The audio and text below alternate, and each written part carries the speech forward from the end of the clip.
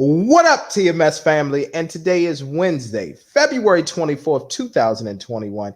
And yes, I know it's crazy, but this will be TMS last show of the month of February. Only for the month of February. Yes. We are doing this show today, obviously, because we have some things planned and everything for Sunday. Mr. Jones is taking care of some business. I'm taking care of some business. And at the end of the day, we just want to be able to give you all some fresh content. Please, man, we appreciate everybody for this ride. We appreciate everybody who's been with us on this journey. This is only the last show in February. Trust me, we will be back stronger in March. It will be on a Sunday, and we're going to do our thing. But as always, it's Real Talk by Real People here on the Too Much Show. And I am your host, MT, and with me is my co-host, Mr. Jones, aka Sam Jones, the Mr. Come First because you gotta respect me, and we live. Let's go ahead and get this started, man. That's right. Absolutely. So, for those of you all that do not know, the title of the show is there a new Mecca of rap or hip hop? Well, rap and hip hop, because honestly, right now the shit is it's interchangeable right now with what's going on with the state of the current rap and hip hop game. But before we get into that, man, let's get into breaking news right now. And what are we going to talk, Mr. Jones? We are going to talk Tiger Woods. So let's talk Tiger Woods with the people, man. And for those of you all that don't know, Tiger Woods was in a very serious car accident to the point where he had to get the jaws. They had to get the jaws of life to pry him out of his vehicle. Now, latest reports from what I'm reading is that Tiger Woods has to have multiple legs on his surgery. Multiple surgeries on his legs. I don't know if it's going to be an Alex Smith situation where he got to get, 10 plus surgeries and everything. But the fact that he has to get multiple surgeries on his leg, Mr. Jones, I got to ask the golden question. Is his career over? If he ever hit a golf ball again, this is going to be the biggest feat in sports history. Like almost bigger than Alex Smith. Only different thing is his life ain't at danger that Alex Smith was because of a botched surgery. Mm-hmm. Don't send him to DC General no more, y'all. But anyway, what happened is he already had surgery on his knee. That's what put him out of action for them years back in 2008 when he won the U.S. Open, the Masters on his Father's Day. And then once he came back, he wasn't the same for 3+ years till he won another major. So it's like he already had knee problems throughout his career. And now this happened. It'd be almost a miracle if he ever hit another golf ball. I mean, this is sad. Not going to lie. I really hope he recovers. If anybody can do it, that dude has the mental toughness of a Marine or something like that. So I could see him actually building his way up to hit a golf ball again. But if he ever going to be competitive again, it will probably be the biggest feat in sports history. I'm not going to lie to you. But the sad thing is that at this point, we might as well close the book on it. He's never going to get 18. He's never going to get 18 majors and pass Jack Nicklaus at this point. Yeah, I mean, I'm not going to say never. Here's what I'm going to say. We've seen. I think he's 3 behind right now. He got 15 or 16. So I mean, even if he wasn't that fine, I didn't think it was going to be a big chance he'd pass 18 anyway. Yeah, I mean, this is definitely a tough blow, but to be honest, man, I'm going to keep hope alive. I really am. Jesse Jackson, I'm going to keep hope alive, man, for Tiger Woods.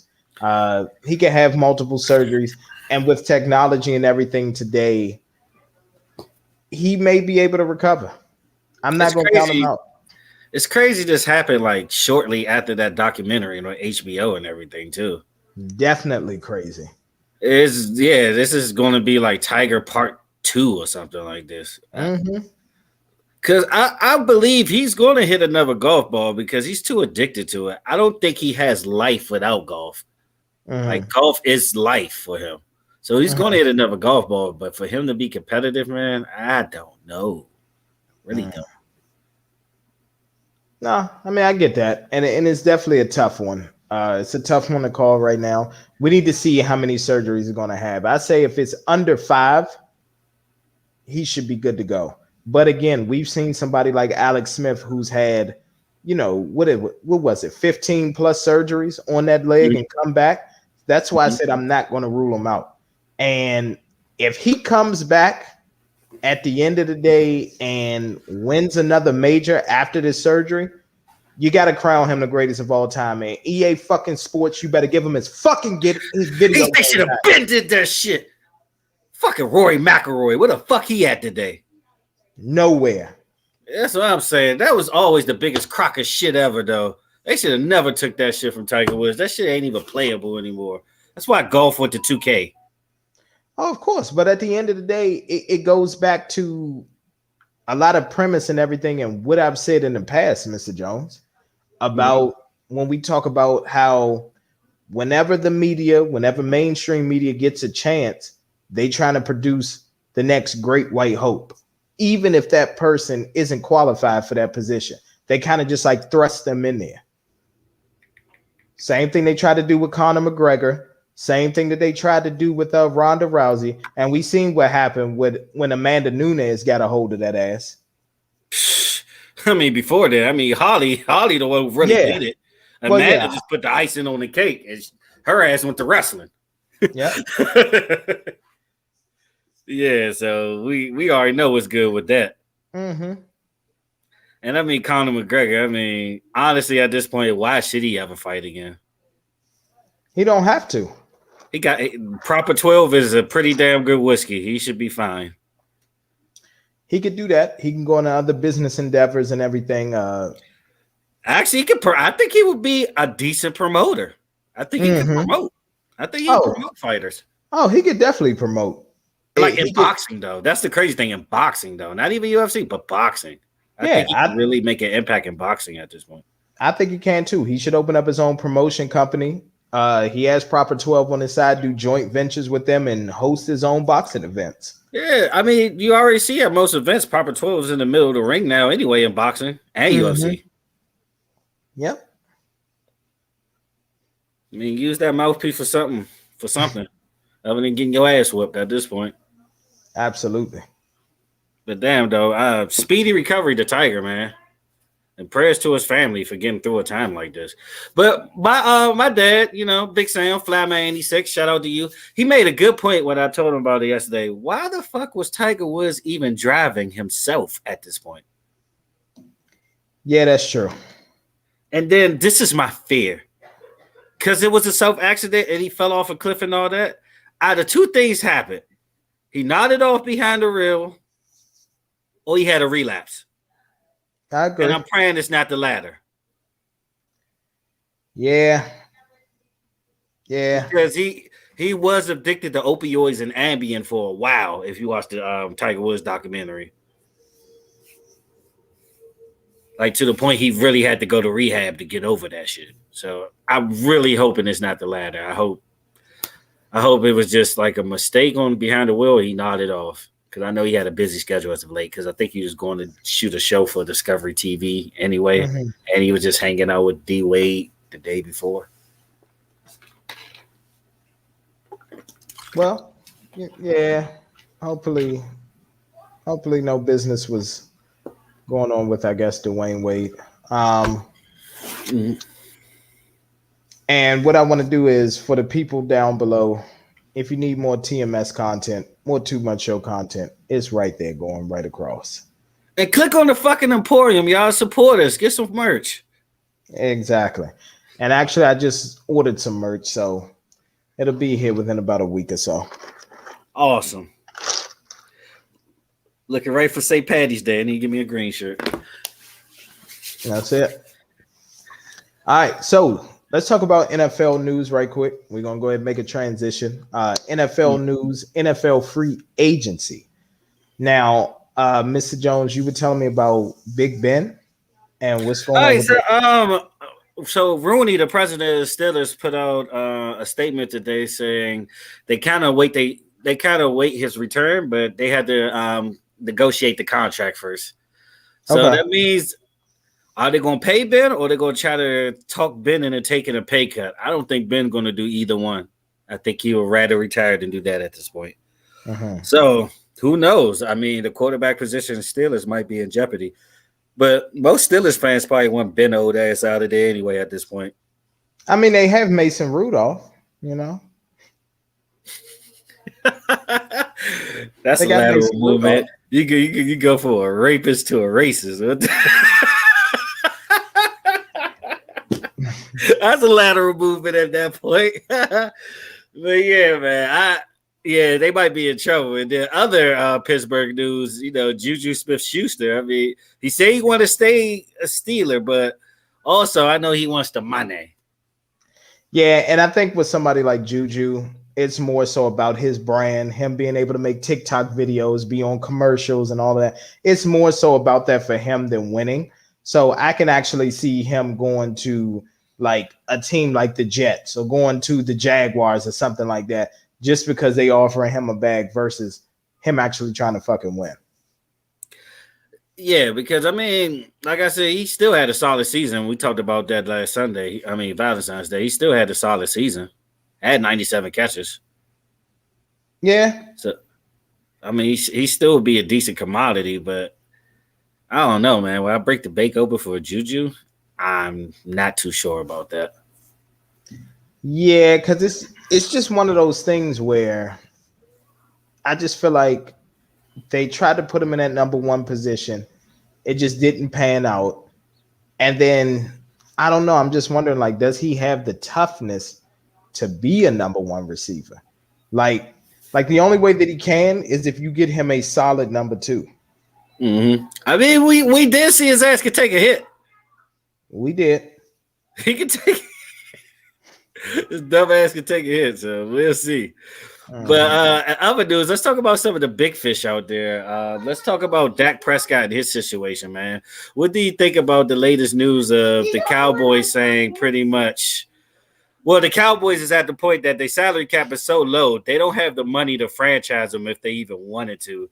So at this point, they're going to probably have to let a big name go in order to keep Dak Prescott on the franchise tag if they go that way. Or at this point, Dak Prescott got to have a long-term deal for them to fit the cap. That's it. So what you think of that? Here's the thing for Dallas Cowboys out here. And obviously, I am a Cowboys fan. My question to be with Jerry Jones and the organization is this. First of all, what big fish would you let go? Number two, if you so-called let Dak Prescott go, like you let him walk in the offseason where he can sign, who are we going to have at quarterback? You're literally telling me that Andy Dalton is the guy for the season. You're telling me that Ben DiNucci is the guy for the season. You're telling me that, other free agents out there, they're more qualified.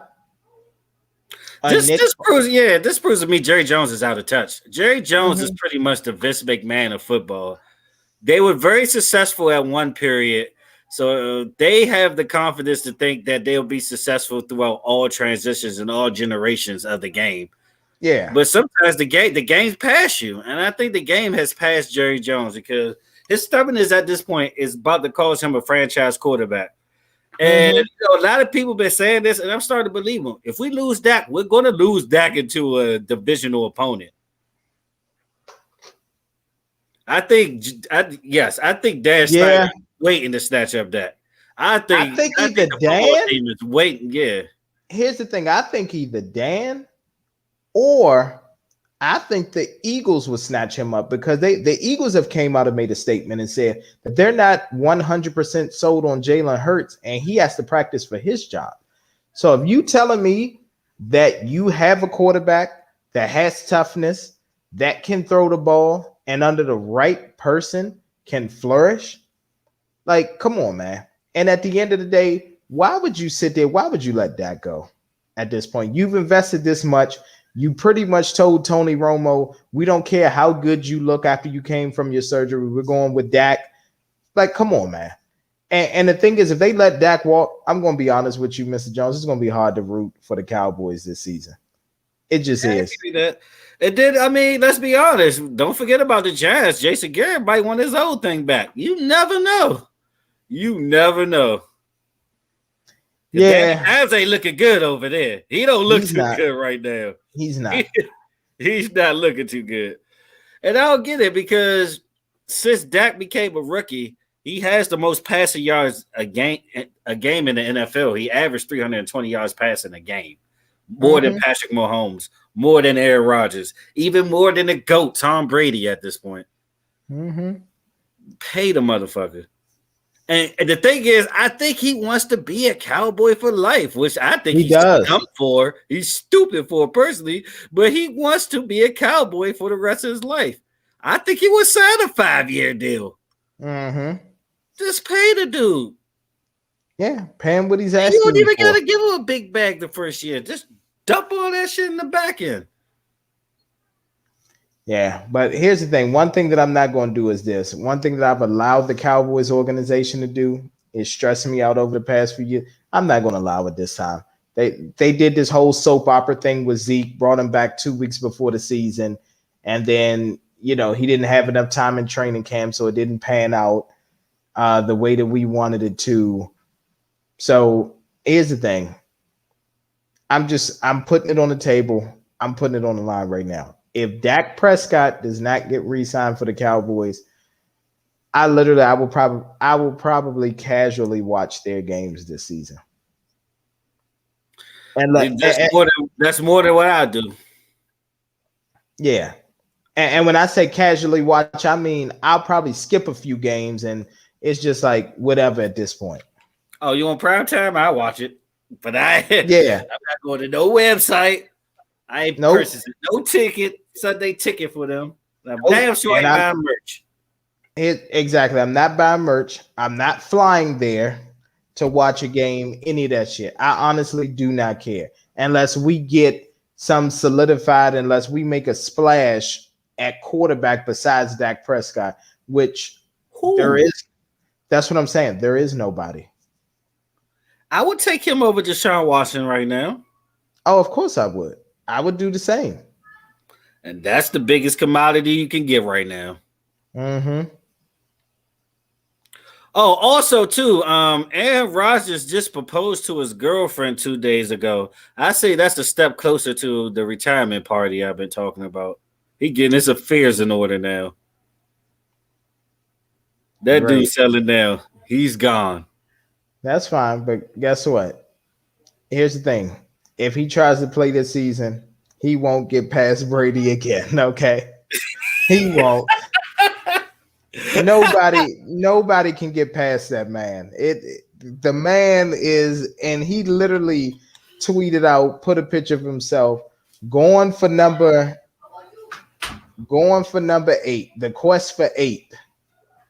I like that. Quest for 8. That's a Yep. hashtag right there. All right. Mm-hmm. So another thing too, I think JJ Watt is supposed to make his decision publicly soon. So I guess this is the NFL's version of his decision. He's going to have at the Yeah. Boys and Girls Club in Texas and everything. Yeah. And he's not going to get crucified like LeBron. Yeah, it's a little weird, but I think, yeah, what the difference is, well, honestly, both of their situations are the same because JJ Watt gave everything he could to that organization, came back from injuries, performed things like that. LeBron gave everything that he had for the Cleveland organization, and they just wouldn't bring him like a solidified superstar there. Yeah. Because the two best other players he had was an initial bust of DeMario Williams. Well, he had Clowney. No. Well, hold on. They had Clowney. My Clowney. bad. The two best defensive players he had was Clowney and then a dude that was on steroids his whole career, Brian Cushion. They were Yeah. two best defensive players he ever had. Yeah, Out but of when you all think them about years. Out of yeah, all but them when you years. think yeah, but when you think about the offensive side too, like think about it. The Houston Texans drafted Deshaun Watson. They drafted DeAndre Hopkins, and y'all still couldn't make this shit work. Like at this point, you're trash. He already have help on this side. Now he has no help. Nowhere. Mm-hmm. I don't blame the dude. Mm-mm. And then Deshaun Watson, I mean, come on. I'm supposed to be the franchise. You told me I have say so and who to hire. And then you have a motherfucker without even consulting me. That I don't even want. I'm gone too. But at this point, though, a move gotta be made. A move gotta be made. They act like they're gonna hold on to Deshaun till like training camp. Yeah, they acting like that too. Yeah. JJ Watt just playing around with free agency. He could have made a decision already. I still personally believe he's going to be a Cleveland Brown, but we'll see. Yeah.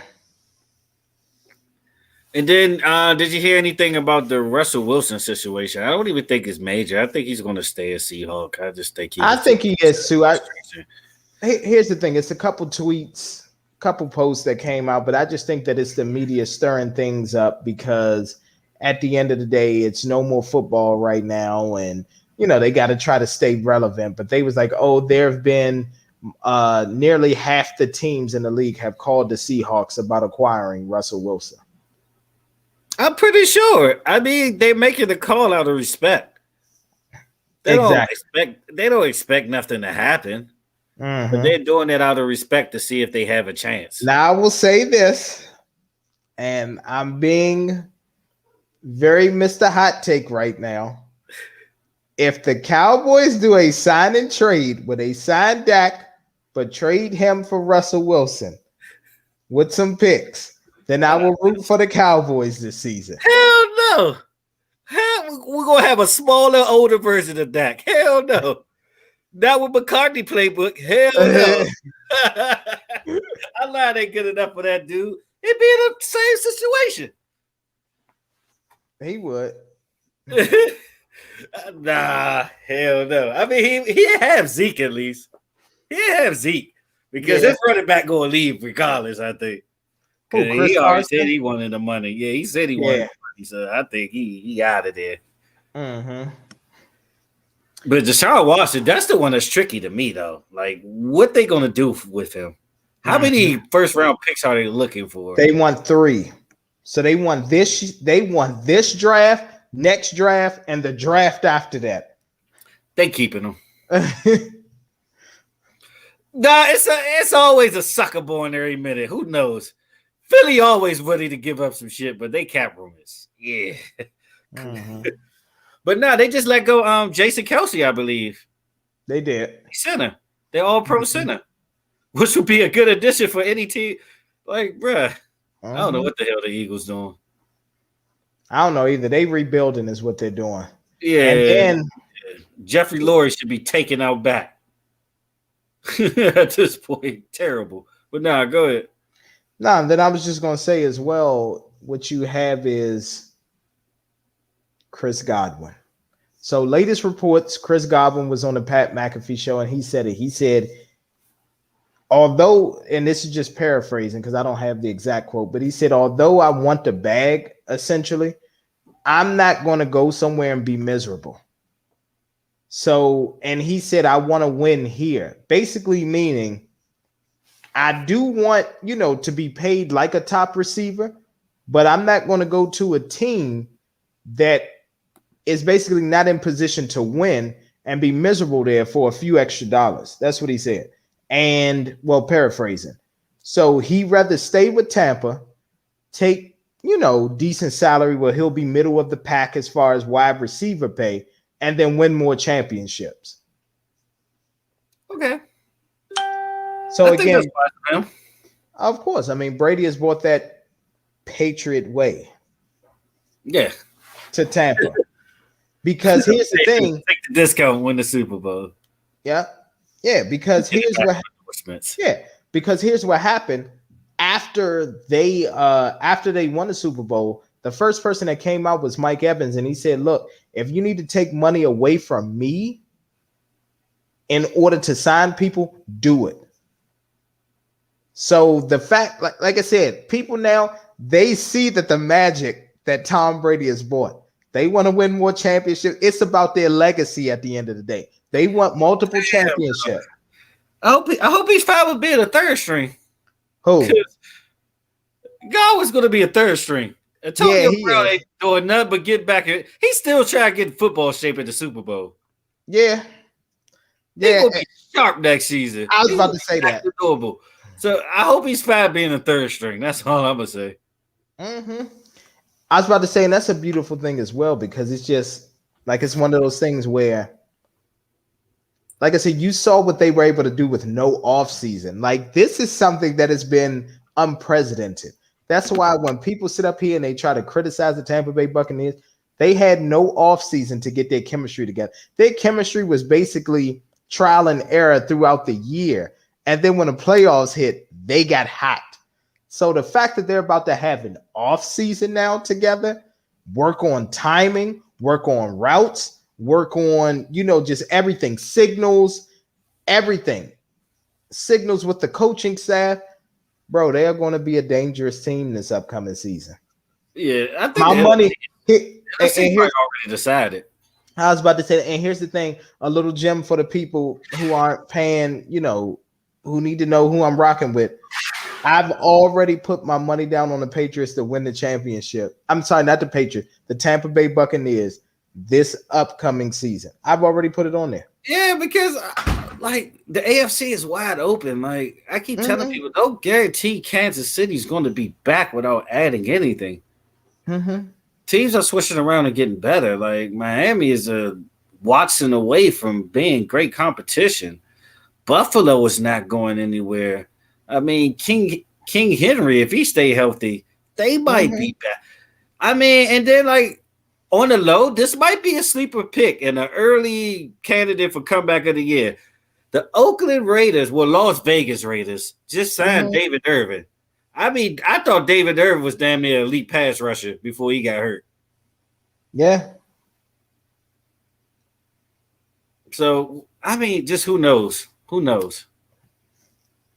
Who knows about the AFC? Well, I think the NFC is pretty much locked already for next season. I think Tampa's going back.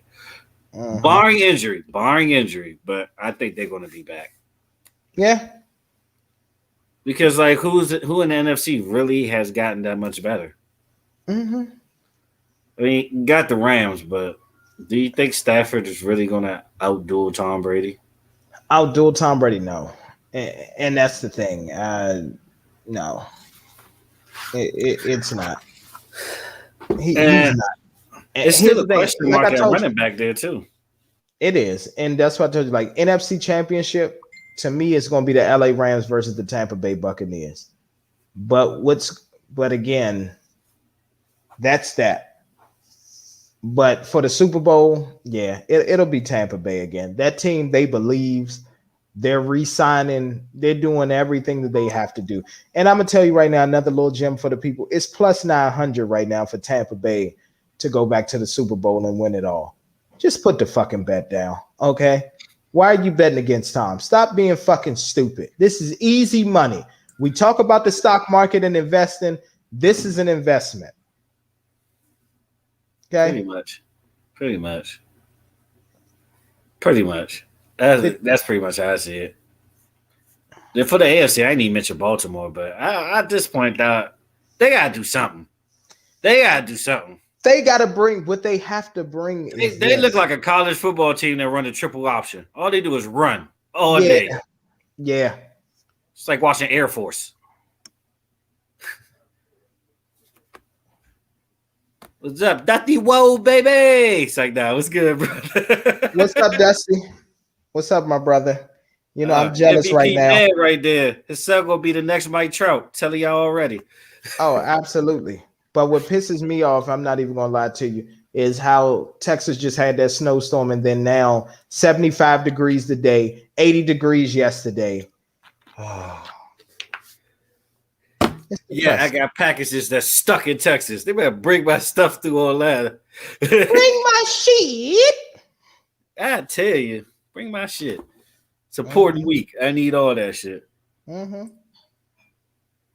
Gotta wrangle them up in Texas and bring it. Man, so that's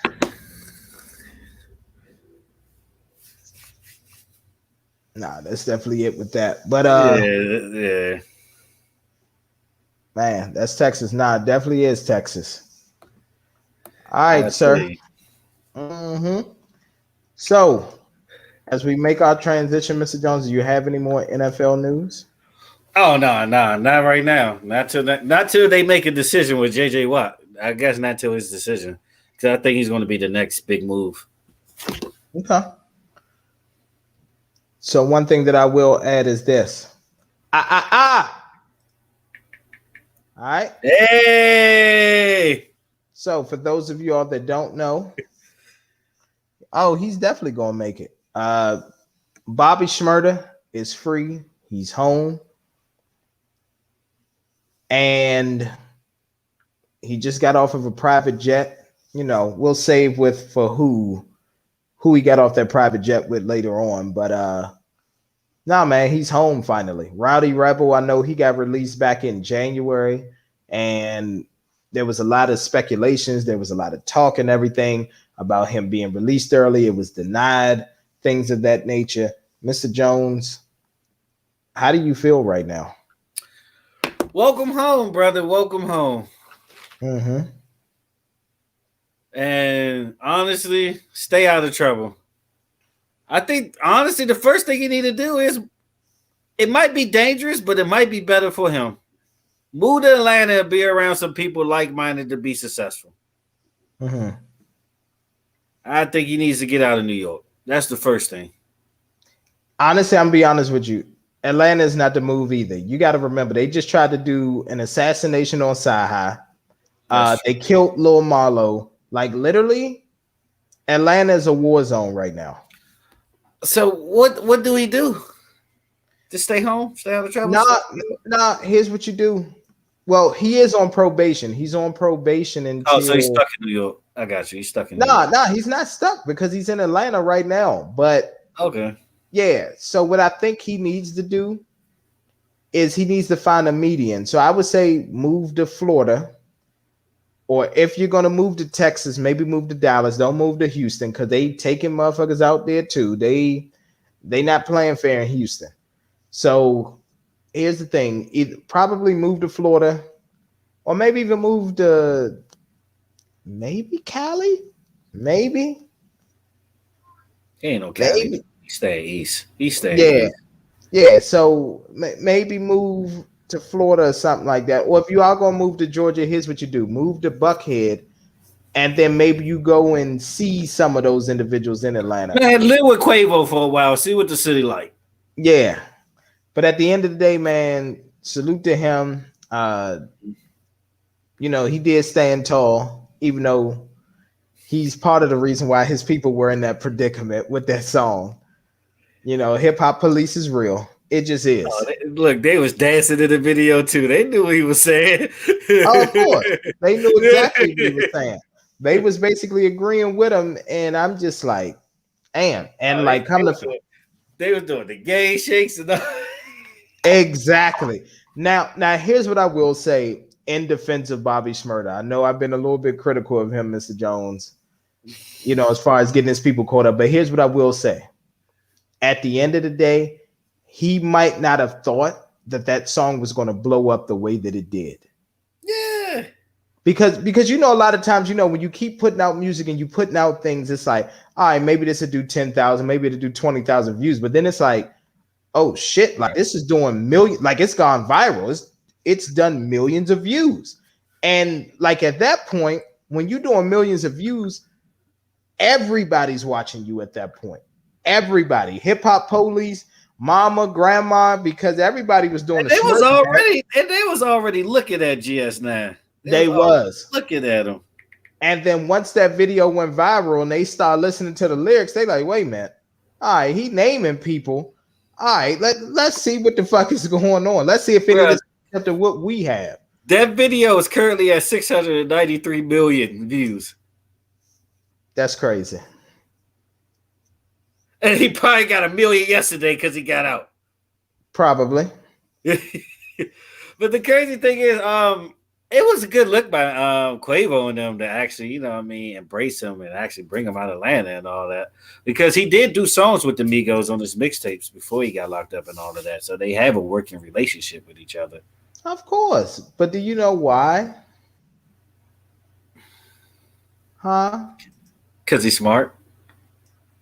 Why is he smart? Is he smart? Because, I mean, a lot of people publicly already said they're willing to do music with him because his image and how he stood tall on the case.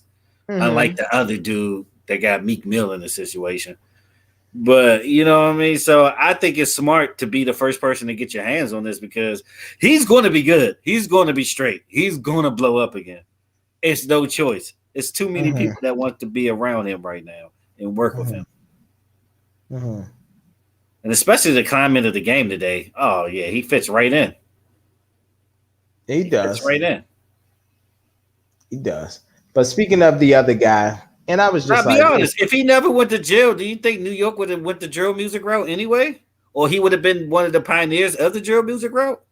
he probably would have been the pioneers because if you listen to the lyrics and the content of Hot Boy, well, no, Hot Nigga is what it's called. Mhm. If Yeah, you listen to that, it's basically drill. It's literally talking about killing people and in the yeah, field, being in the and field. being in the field. Exactly. Yeah, so like, yeah, he gonna be fine. He's gonna be Yeah, just he fine. will. But here's what I will say: the other guy, that told Takashi, uh, he put out a statement today and was basically like he was off of IG for 6 months because he needed a break in his mental health, and he weighed 200 pounds, but now he's down to 160 and he's feeling good. And don't try to do something like inspirational. I'm just like, listen, you're the same guy that was just trolling, saying F this person, F that person. And it seems like almost in a way he's trying to pander because in his latest song, which I did listen to, I listened to it just to give it a listen. It's horrible. But he was just like free Bobby, free the whole GS9 and all that. So he's trying to pander.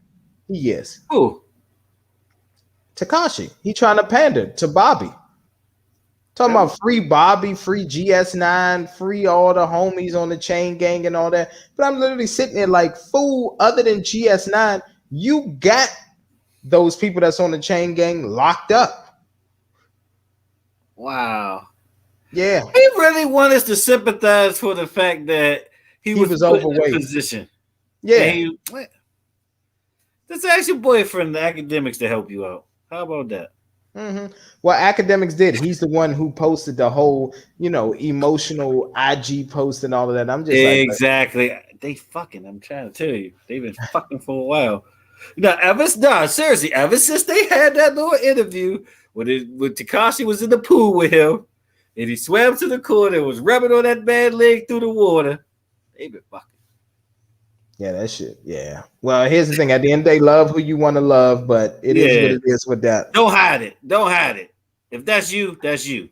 hmm He might get a little respect if he came out. Honestly, he might get more respect if he came out because now he's just a snitch nigga and a fake thug.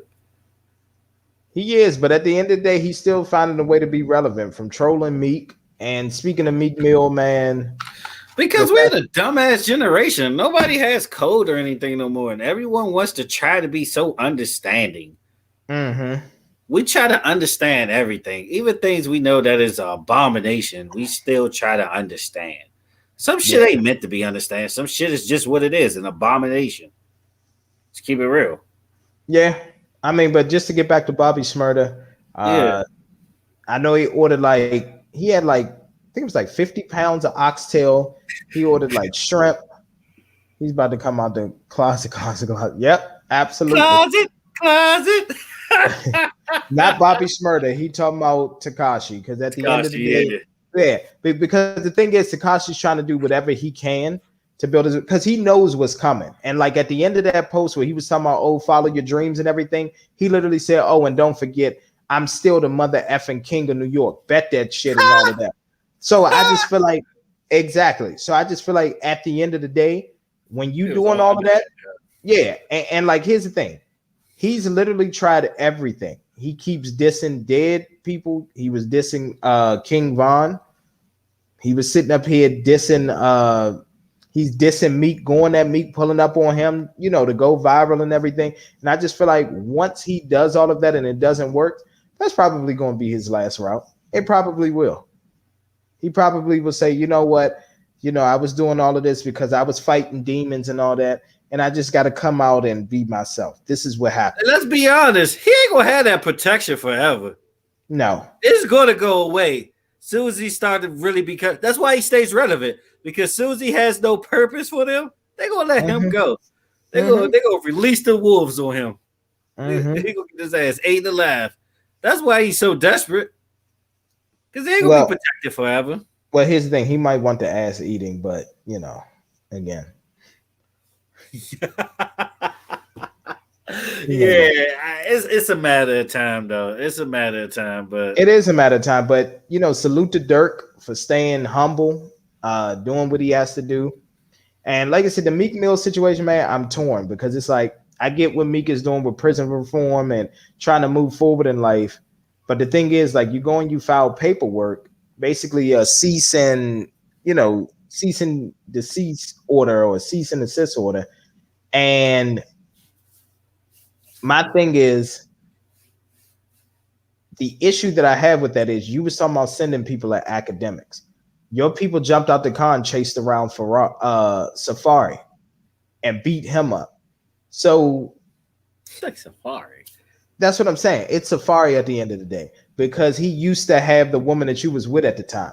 So my thing is, what's the issue? Why couldn't you at least punch Takashi in the face and all that? And then everybody, oh well, Meek don't want to go to jail and all that. That's fine.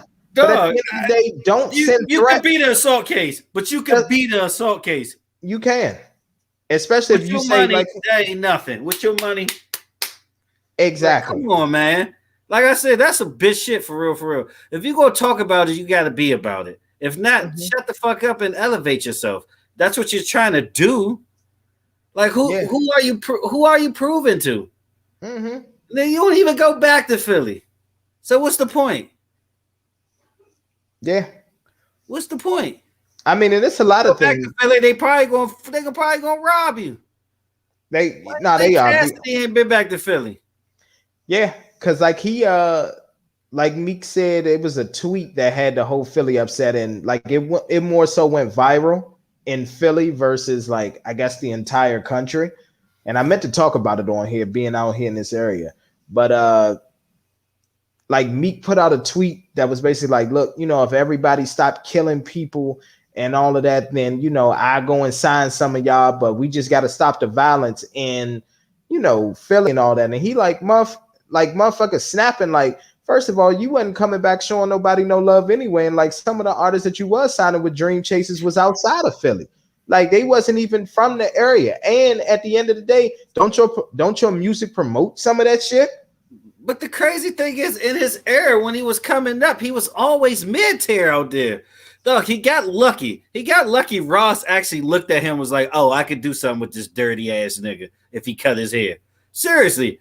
Because let's be honest, at the time, you had Quilly Mills and shit. This underground. This is when he was a battle rapper. You had Quilly Mills and all them running out there. You had Reed Dollars out there. You had Joy Jihad out there. All them that was better spitters than Meek Mill, to be honest with you. Let's go mainstream. You had Cass out there. You had Benny Siegel out there. You had Freeway out there. Bro, you was mid-tier everywhere you went. You should be more appreciative than what you have instead of trying to go back to that. Why you want to go back to that? Yeah. Now here's what I will say to Michael Robinson out there. He said he didn't really flex on Vanessa Bryant. So that tweet that came out where he was like, F your feelings and everything, I'm going back savage mode and all that, actually wasn't aimed towards Vanessa. I actually thought that was more so against 6ix9ine because he put out another tweet following up saying, hey, I spoke to Vanessa in private. I apologize to her, things of that nature. But at the end of the day, for Vanessa to release that tweet and then your first your first tweet out being, oh, F your feelings and all that, that's how the public tried to put it together. But to be honest, Meek might not even seen that post from Vanessa. I'll give him the benefit of that. I will. I give him the benefit of the doubt of that. Because again, when celebrities and all that, he needed a better camp. Then of course he needed a better camp. That thing put out, somebody in the camp should have been like, "Yo, read this." Yeah, I was about to say that because at the end of the day, if you're gonna have a camp, you gotta have at least 1 or 2 people that's solely dedicated to social media. So when your name is trending or your name is put out there or tagged in a post or something like that, they're reading it saying, "Hey, look, this is the temperature right now. This is what's happening, Meek." But keep it real though. I really don't respect the private apology thing because who knows if he really did that shit. Well, if he did do it, the line is public. The line is public, so I think it's public, but it's not public on purpose. So what actually happened was that line actually wasn't supposed to come out. That song was not supposed to come out. So what actually ended up happening was the song actually leaked, and I When it wonder who leaked leaked, it. That's the that's when, question. Who did it? Because yeah. his cat probably did that shit, thinking it was fire. Who knows? Yeah. So that's what happened. It leaked. And then once it leaked, that's when everybody started circulating. And it was like, yo, like you heard this Meek Mill track, like that shit was it was tasteless and disrespectful and all that. Especially when it was like right before 224. You know what I'm saying? Like today is Kobe Day. Happy Kobe Day to everybody. 224. Kobe and Gianna. You know what I'm saying? So yeah, salute to them. Rest in peace. Yeah, they I were mean, both but right. I was about to They say, were both right. They were both right. yeah, I was about to say, They yeah, still they had were to do toxic. all their bullshit at the time, Yeah, and they were that nigga toxic did for look each like other. a goofy. It's just more than fashion line. Yeah, Pooh Shiesty did do a You Kobe want to line. know the difference? Nobody gives a fuck about Pooh Shiesty. I guarantee you, over half the listeners never heard a Pooh Shiesty song in their life. I'll be honest with you. Pooh I'll be Shiesty, honest. that's my dog. Before his last album, we all talked about it. The only Pooh I know was two Poohs: the one that did Friday and Big Pooh from Little Brother. I ain't know who this nigga was, to be honest with you. Well, I knew who Pooh was from that. I know What you was it? do. Yeah, yeah, I'm that talking whole my old 1017 head stuff. ass perspective. Because Yeah, everybody want to be shiesty. yeah, More than likely. exactly, exactly. So that's what that was. But But yeah, yeah, man, nah. But with Meek, yeah, it's and looking then shaky, baby. honestly, it's not looking as shaky as you think because all Nah, publicity, there's no such thing as bad publicity. So, like with that being said, he's gonna be fine. And you got to remember who's managing him right now? The God and Hove. man, So he's so Hove busy on helping. his agendas though. Like, do he got time to really go down and be like, "This is what we're gonna do"? It's too soon in hip hop for bars about the deceased. It depends. Here's the thing about the bar. The Is it bar, gonna come to Chicago? yeah, I about to say again. Now you can include Chicago, and I already know why Mr. Robinson said that. Because at the end of the day, if you listen to Lil Durk's bar, he said something about what's the guy name that got killed? King Uh, Von? nah, King Von is like his homie. Um, King, what the fuck is his name? Please, Mr. Robinson, help me out. Please, sir, type it. You know exactly what I'm talking about. He dissed Newski and all of that in Chicago. They ended up shooting him right out there on the fuck avenue is that? Michigan Avenue in Mm-hmm. Chicago. Killed that man in broad daylight. He made like a song where he was dissing literally Yeah, I remember all that. of I the remember cops. that. I forgot his. They killed him downtown. Yeah, and that's what I'm saying. They killed him downtown in Michigan. Yeah, Yep, Duck. FGB Yeah, Duck. yeah, FGB FBG Duck. Duck. They killed him. Mhm. But Lil Durk was dissing him. If you listen to the Pooh Shiesty song, he was dissing on my cousin. Now his ass all in that wood, huh? And bitch, I wish you would run. Yeah. So they like that's just their culture. They diss each other. They don't give a fuck. They don't care if you dead or anything like that. And when Newski got killed, it was two people that lived around the corner from where Von and them that grew up that was sitting up there dissing. Quando I Rondo, see why Kanye a LA nigga and Common's exactly. a LA nigga. He try That's to tell people, geez, that's these niggas. That's what they yeah. acting like right now. Niggas. Like, Quando Rondo, after the whole King Von shooting and all that, he came out dissing King Von, saying, "Look, I did what I had to do and all of that, and if you was in a position as me, you would have did the same and all this other stuff." Like they heartless. They don't care. He, them little niggas in Chicago. What Gucci did on Versus is just light work compared to these Chicago niggas. Oh, of course, of course. At least We Gucci, gonna be right? better as a people. When are we gonna be better as a It's people? not. Here's the thing: because of social media now, it's something that's called clout, and that shit is more addictive than cocaine, pussy, and money. Okay, Well, all I would three say of them. pussy. Pussy be the cost of everything, good and evil. Pussy just runs everything. I'm gonna tell you right now, that social media clout that will have you literally. I've seen people on there dissing their homeboy shit. Me and you talked about it in private. How baby mamas and all that try to put their baby daddies out there on Yeah. Black. Oh True yeah. that. Oh, I True wish that. you True do that. this for our child. The True same that. doing it for that one. 0.2 exactly. As soon as they find out a nigga dead, they start making a diss track. By the Oh, time Derek Fisher took that shot, it's already a hit song. it is. Yeah. Ah, kill. That's But like I wild. said, I know that's not your scene, but like go back, listen to the Pooh Shiesty and Lil Durk. He literally and the cameraman made sure, and this is how I caught on to it. Because when I initially listened to the song without watching the video, I was like, okay, cool, like this is a dope song. But then I watched the video, and Dirk has a Newski chain. And then when he pulled it up and he was like, he was dissing on my cousin, now his ass all in that wood, huh? They showed the Newski chain, and I was like, oh yeah, FBG Duck was on that shit. And then he was like, oh, you think I'm playing? Oh, I'm really icy. And then that's when he said, you know, the famous line and all that. They blame Smurder for hot nigga. Listen, the thing is, those murders are already solved, sir. We know who killed them. Chicago police just said, fuck it. They don't care anymore. They're not trying to solve them. Okay. They just said, let these little listen. This is the way Chicago PD thinks, and I'm just being real with you.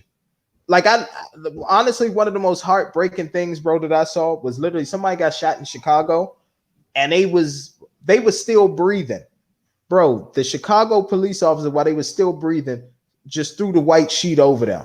Like fuck it, you gonna die eventually. Like they don't care. It's to that point. They don't care anymore. They said there's no need to investigate it because at the end of the day, they're gonna X each other out eventually anyway. That's sad. Because Chicago is actually a beautiful city if you ever visit. It's a beautiful city. I've gone downtown Chicago a few times. It is beautiful. Like, I'm excited. They just made a Harold chicken out here and everything. I can't wait. But jeez, that's sad. It is. Wow. Damn. Niggas. That's all I could say. But since we got time, man, let's talk about the Vanessa Bryant thing real quick. And Meek Mill, man. What is your thoughts and how do you think about everything that did inspire, like the line itself and everything? My thing was, here's the thing, even if you weren't planning for the song to come out, right? And it got leaked. Why were you even why did you even say the line? And then this is the biggest elephant in the room. I mean, Kobe and Vanessa are from Philly. Yeah. They're from Philly. Yeah, they high school sweethearts. They are. Yeah, that's crazy to me. But continue. My bad. No, it's all good. But it's just one of those, it's just like, why, like that line, like you didn't even make a creative. Oh, and if I got a hater, you know, I'm going out with my chopper to be another Kobe. Like, seriously? That was my thing. Like, it wasn't even bars. Like, shit wasn't even fire. That's what I'm saying. Like, at least if you know, did the right metaphor and all that with it, like, at least I could have been like, you know what? All right. You know, like, that shit was fire. It was wrong timing, but it was fire. But, like, what, by you being from Philly, you knowing where Lower Merion High School is and what Kobe's legacy means to the city, what possessed you to just go in the studio and write that bar and thought like that was cool?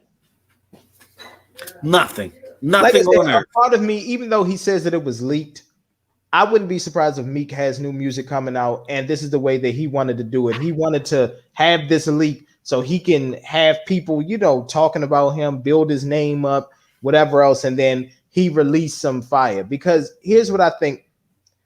I think he's trying to take the Jay-Z route, but he's taking it the wrong way. So you know how Jay-Z recently, like he'll make a move and people criticize him about it.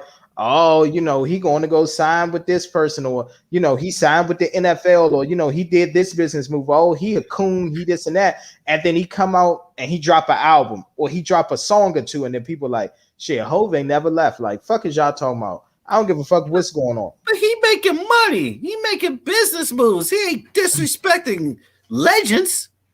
Because, and then this is another thing.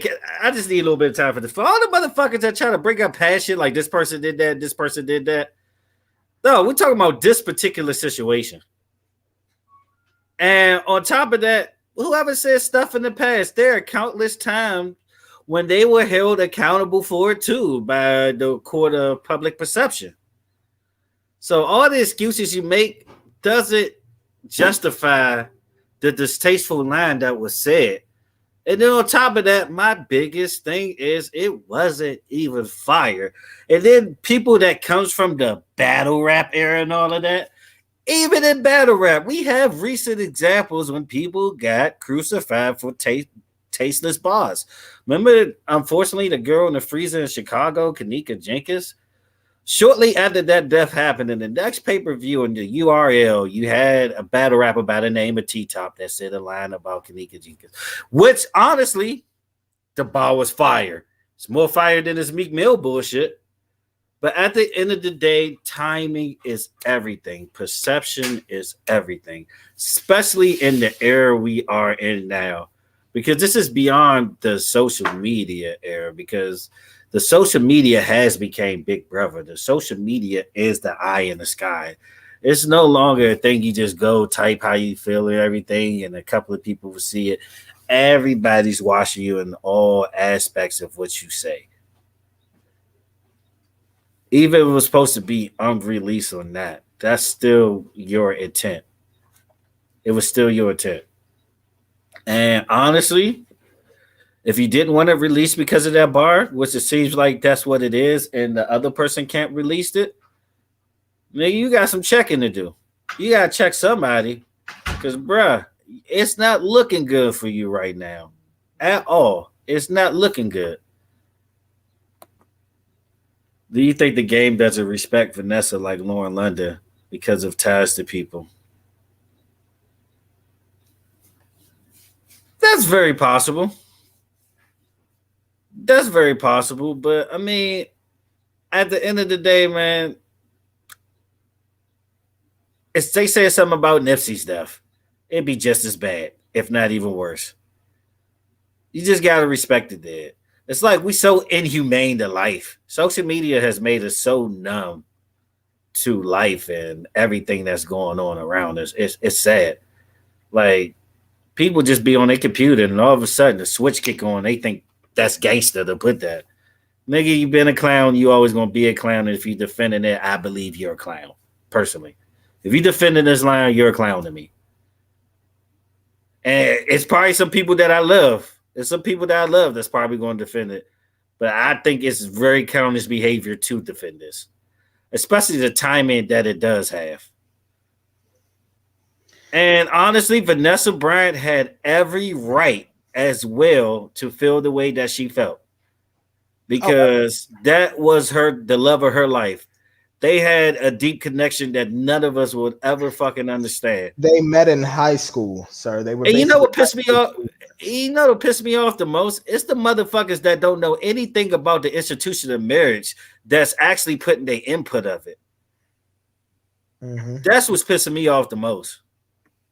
If you never walked down that aisle and you never seen what true love is like, you have no right or no business even commenting on this. Yeah.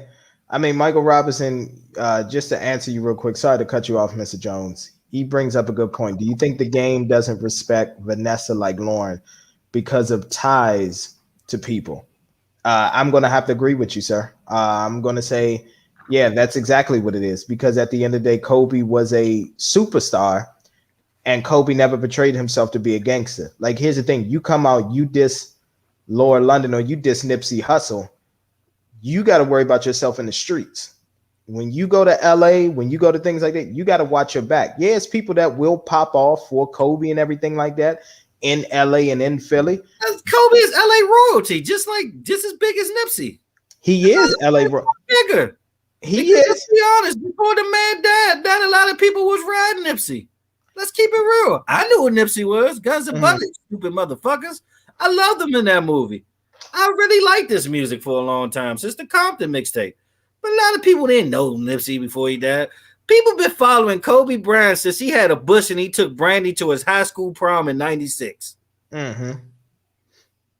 So, Yeah, and then shortly after that came Vanessa. But yeah. no, I get what you're saying. But at the same time, with Nipsey and all that, with the I'm saying with the gang ties and like how strong gang culture is and like out on the main That's true. media now. That's You get what true. I'm saying? Like That's true. now, you know what I'm saying? Like you got Crips in New York, you got Crips out there in the Midwest, all that kind of stuff. So it's like Yeah. you do something stupid like that to disrespect Nipsey, you really in a The no-fly boys gonna be zone. at your neck. Exactly. That's what you got to worry Yeah. about. Yeah. Like I said, I know Kobe is LA royalty, but at the same time, he has those obviously those people that obviously was from those different gangs and everything that appreciated him, but he was more so corporate level. Nipsey was street / corporate. So now, Yes. so you know what I'm saying. So now, when you want to go to, the urban areas, or we'll just call them the urban areas, and you want to perform and all of that at clubs and stuff like that, you're not going to be able to do that unless you got military security with you. And that's going to cost the arm and a leg, because trust me, them boys going to be trying to go at you. It's just that simple. But I mean, I ain't gonna lie, I wish nothing but the best for the brother Meek. He made a bad move, and honestly, it's not looking good, because here's the biggest reason of it all. That hasn't been a public apology yet. A public one, no, but he said that he apologized to her in private. I don't care about that, because this became public. I think it should match it, honestly. I think But it should too. look, long as Vanessa accepted, that's what matters. As Mhm. long as she accepted. If she accepted, I'm fine. Mhm. Because that's her husband. That's her legacy. Mhm. But if she ain't accepted, and she tell us she ain't accepted, and this apology ain't public, fuck him. Honestly. Mhm. But I wish the best for him. I just hope he watch what he say in the future and he elevates, because his music is better than this. His music, like where his situation at, is better than going back to where he used to be. Of course. That's But why at the wins and losses. If it is a Meek album, I pick it'll be wins and losses, because how personal it was, and it shows some of the growth that he had in life. Mhm. I'm just gonna go ahead and lay this out there for the people. As we continue to make the transition and everything, haven't seen any acceptance of it or heard. Well, she's not going to delete the tweet or the post. That's not going to happen. But the acceptance, yeah, I haven't seen that either. But just to get back to Bobby Smurda, he got off of a private jet with a Straight gentleman that I call Lord Quavo. Okay, Lord Quavo. Lord Quavo. Okay, if we go back to those, what is it? Those motherfucking Dutch times or whatever it was. He's the Lord of Atlanta. Oh my Okay, God! The only Lord I know is Steven Regal. all right. So Lord Quavo, and when we look at Lil Baby, when we look at other artists from Atlanta, Gunna, Young Thug, everything like that, I mean, the list goes on and on. it does. And when you look at the current state of New York hip hop, I'm going to be honest with you, people. We have to just face the facts. I put this post up, caused a little bit of controversy. The new Mecca of hip hop is in ATL, everybody. Okay. It is no longer in New York. It is transitioned to Atlanta. Just make the disclaimer, though. You got to make the disclaimer before you make a claim like that. We're talking about this new generation. Put a time. The new generation. Correct. For the new generation, Atlanta got the wave. Okay.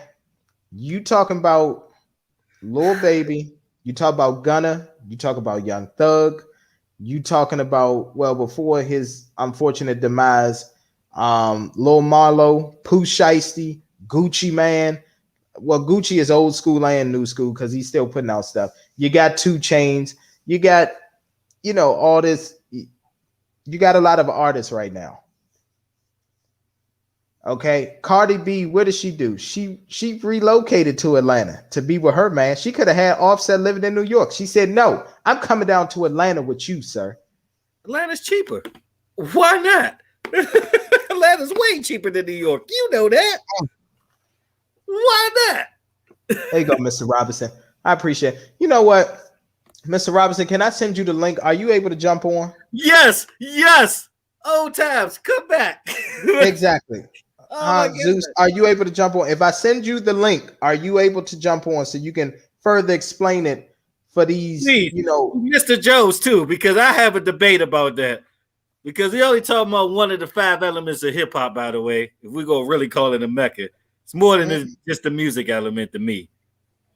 I'm just saying, it's hard for me. It's hard for me. I've sent it to you, sir. It is sent. Okay. God. Okay. It was before Welcome Atlanta. I wish Big Russ could come on here because he's a hip hop head like me. Dog, New York haven't got along since headed for self-destruction. If that was what, 87, 89? Let's be honest, some of the biggest beefs in history are between fellow New Yorkers. 50 Cent and Ja Rule, Jay-Z and Nas, LL and Kumo D. Continue. It all started in the same 5 barrels. By the way, 5 barrels. That's New York for y'all, the 5 barrels. Yeah, we're not talking about upstate with Benny and all them. Buffalo and Rochester, because everybody want to throw Griselda in there. That's like putting Baltimore in the DMV. That's not it. It's not it at all. I'm gonna be honest with that one too, but I'm still gonna try to rock with y'all, New York. But it's gonna be a hard debate. It's gonna be a hard debate because it's hard for me to call Atlanta the Mecca of fucking hip hop. Not hip hop, maybe rap, but I can't call it the Mecca of hip hop. Sorry. We're gonna talk about it. We're gonna talk about it. We're gonna talk about it. As soon as we get Mr. Robinson on here, we're gonna talk about it. I can't. But it's Atlanta, plain and simple. I don't know. Atlanta is the new Mecca of hip hop, whether you like it or not. You got your Sci-Hi to Prince there. I'm glad that he's safe. Yeah, Sci-Hi begging for an album. Look, let me tell you how much Sci-Hi is valued. When everybody in good music dropped 7 tracks, he was still on the shelf. Fucking 7 tracks. Big Sean had dropped like 4 albums since his last album. Well, I think Sci-Hi left good music. I think he's left. He's doing his own thing. I would leave too after they disassembled them 7-track joints. He was waiting to drop an album for so fucking long. Yeah. He got a whole beef with Joe Budden and everything. Joe Budden ignored that dude. That's how much he prioritized. But is he a decent rapper? Do he got bars? I agree. Yes, he does. If we talking about the new generation, he might be the most lyrical in Atlanta overall. We talking about the new generation. Yeah. I mean, but here's a hard part though. Can we literally consider Sci-Hi new generation? Because he was on My Beautiful Dark Twisted Fantasy. Remember, that was like his coming out party. He was on So Appalled. He was on a couple tracks. Yeah, that's 2010, 2011. Yes. So let's make context of it. What would be the new generation? Like it's 21 Savage. Like so 21 Savage. 13 or 14. Are we talking about like pre-Smurder lockup or post-Smurder lockup? Probably pre-Smurder lockup, because you got 21 Savage. You have like I said, you got Lil Baby, you got the Migos. I'm trying to think of who else was like popping down in Atlanta. Like I'm trying to think. Hold on. Migos just started around that time. I mean, and here's another person. The old heads are still running it. You still had your Jeezys and T.I.s running in 2000. And Ludas. Yeah, and Luda and 3 stacks. And 3 stacks. And 3 stacks. Yeah, so who might I add 3 stacks held his own on, what I'm saying, I Do versus Jay-Z, even though Jay-Z did have the best verse. But I mean, but be honest though, he started the whole thing. Be honest with you. The same social wars where East versus West Coast started, what did he get on the mic and say? The South got something to say about it too. Yep. It's just hard for me to say that it's the fucking Mecca, man. I know, but you know why? Because like for example, battle rap. What? I mean, they got Bullpen Battle League, but John is a Yonkers dude. He a New York dude that brought it to Atlanta. That's one of the major elements to me. And arguably the best battle rappers around till this day are from one barrel in New York. Not even the rest of them. We could just say Harlem. I don't even gotta say the rest of them. So that's kind of hard for me to say it from that element. But here's the thing, though. So do you know what? Can I ask you something? Fashion. Well, I get fashion. I mean, well, you get fashion to Cali because you're closer out that way. I'm gonna be honest. Exactly. I give fashion to Atlanta as well, and the reason why I give you get fashion to New York. even over New York, because here's what New York Niggas did. ain't regular. Niggas ain't wear Timbs. Pretty much. And Atlanta said, we're gonna take this designer shit and we're gonna freak it. We're gonna wear the flamboyant stuff and we're gonna wear the toned down stuff. Like Gucci outfit on that versus battle versus Jeezy, that shit was fly. Had the Gucci coat with the turtleneck, nice slacks, and then what I'm saying, the loafers. That shit is fly. That's Atlanta. I give you that. I give you that. And honestly, And Atlanta got here's the some thing. pretty good malls to shop in with nice Yeah, boutiques out there.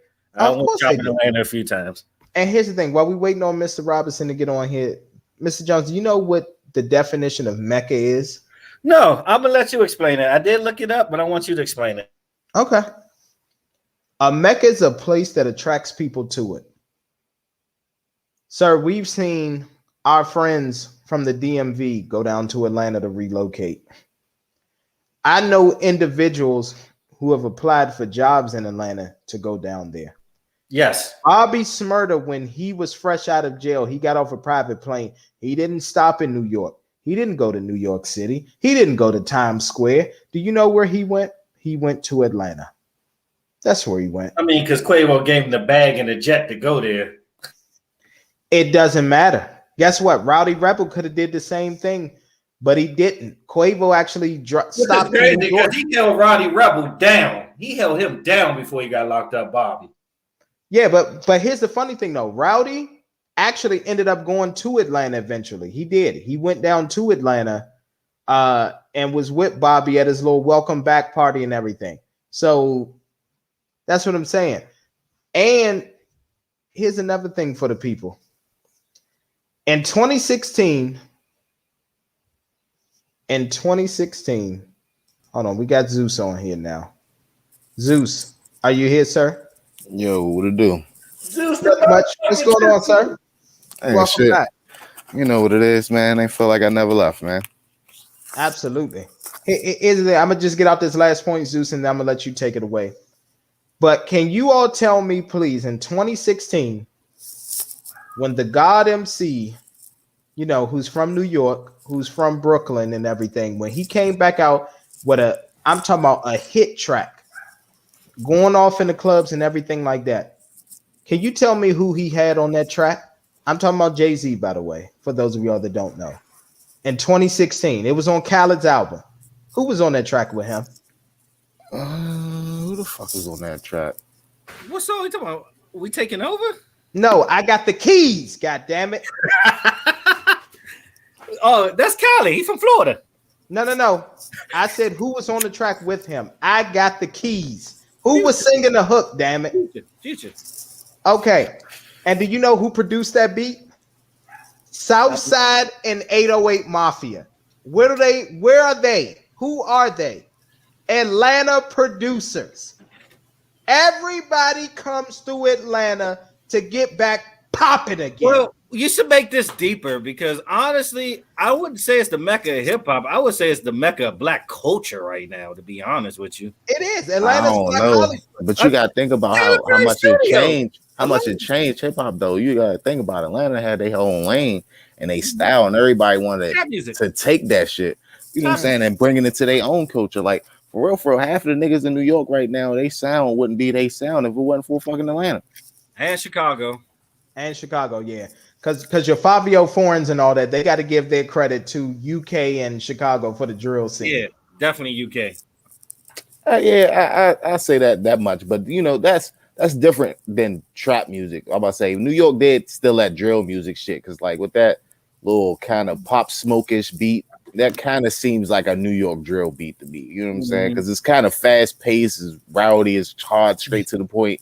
So, Talking about that new. But here's the thing, though. But here's the funny thing about it all, though. Since you bring up Pop Smoke, guess who had multiple songs with the Lord Quavo? It was Pop Smoke. Lord Quavo. My debate is for you, Mr. Jones. It's like who's really carrying New York to make it the hipper? I mean, like the Mecca. Like there's really nobody from like the last past 10 years. I'm hanging from New York to Atlanta. From the last past 10 years. I'm New hanging York on and Atlanta. I'm hanging on to the past. I'm be honest with Okay. you. I really am hanging on to the past. Very hard for me to admit that. I'm not You gonna lie. comparing this just pretty Because much like how the old generation of hip hop basketball. wouldn't be a genre if it wasn't for New York. I mean, they had one of the longest runs in history. I mean, you got to go from like 78 to what 2003, 2004 when they really started giving it up. When they started making dance music in Atlanta with Franchise Boys and Crime Mob and all of that. I mean, here's the thing. I'll give you that, and that's why Atlanta, I think, was looked at as a joke. But you got to remember, you had your TIs, you had your Shawty Lows, you had your Gucci Mans, you had your Jeezys, and then you had your Ludas and your 3 Stacks. Shit, let's not forget Lil Jon and shit, man. He had that whole Lil Jon. Hell yeah. Had the whole crunk music scene, turn it over to pop, Yes, nigga. Shit, turn into like the motherfucking ATL Pitbull and shit. Mm-hmm. You ain't lying. Now he out here still popping. Yep, he is. He's still producing everything for people. And then, like I said, salute to Southside and them. And when they made 808 Mafia, even though Metro Boomin is from Chicago, what did he do? He moved to Atlanta, was making beats with them, and then they birthed who? 21 Savage. Yeah, I have no arguments there. You know, I love Savage. But exactly. and Savage, for real, I think broke the mold of that mumble rap that a lot of rappers was doing. Yes, he did. He was actually spitting. That's why I love him. Words and words that make sense. Exactly. Him and Kodak, for real. Him and Kodak. Mm-hmm. And it's like once you had that, it was like, damn, it was no looking back. And then Bad and Bougie took off at that time. It's the unity. It's the unity what really separates Atlanta from any other city. Other city. It's the unity. Yeah, I mean Atlanta would be the highest scale, and then the lowest scale would probably be Chicago. Ain't the only huge beef in Atlanta was Gucci and Jeezy. I mean, you had your T.I. Shorty Low, but I wouldn't call that too major. Nah, it wasn't major because they wasn't actually major one I can think of is Jeezy and Gucci. Like the rest of them, they kind of really get along, and even if they have a spat, it's over social media, and they end up doing a track together and making up for it. And that's the problem with New York. Nobody gets along with each other in New York at all. I mean, the only people. Yeah, everybody want to be the king, and everybody can't have that crown. Like in their own barrels, though. They just don't get along. It's crazy. Well, Fabio and Pop was getting along until, unfortunately, Pop's demise. Yeah. Fabio and Pop was getting along, and I remember. And Nas actually signed Fabio for him. But here's the thing, to allude to your point, Mr. Jones, when we talk about how Griselda and all that is old, people don't even realize this. Fucking Fabio Foreign is like 32 years old. He's not a young guy. He ain't a young dude in the game. I mean, even if you add Griselda in New York, it's only one group. They're great. They're amazing. But like I said, adding them because they're from upstate New York is like adding Baltimore and the DMV. Same thing. Because they ain't part of the 5 boroughs. But at the end of the day, I wouldn't consider Conway this generation. Conway been spitting since like 2008, 7 from when I first heard of him. I mean, Benny's been out for a minute. All of them have been out for a minute. The only person I say that's literally running New York, like seriously, like me just like listening to it, and possibly if she does dumb that shit down, she possibly could take over. And God, I can't think of her name right now, young. But you know what I'm talking about. You talking about Cardi B? I know you are. No, hell. Stop it. I'm about to say stop. Nah, the chick that came out with Layla's Wisdom, yeah. Oh, Rhapsody. She from Nah. But she's not. She's from North Carolina, bro. Yeah, she's from North Carolina. Oh my God. That's She went Jackson. That's it for me. The only person you got now is Bobby Shmurda that just came home. Yep. And ain't really nobody carrying New York. Like you got your old, because the people that in the game, they don't support him enough. Like Joey Badass is dope. He might be the dopest dude from that new generation. Hold on, I'm inviting somebody else on here since Sosa want to get on here talking crazy. Talking about please help me, Sosa. Good. I ain't gonna lie. It's looking shaky for y'all.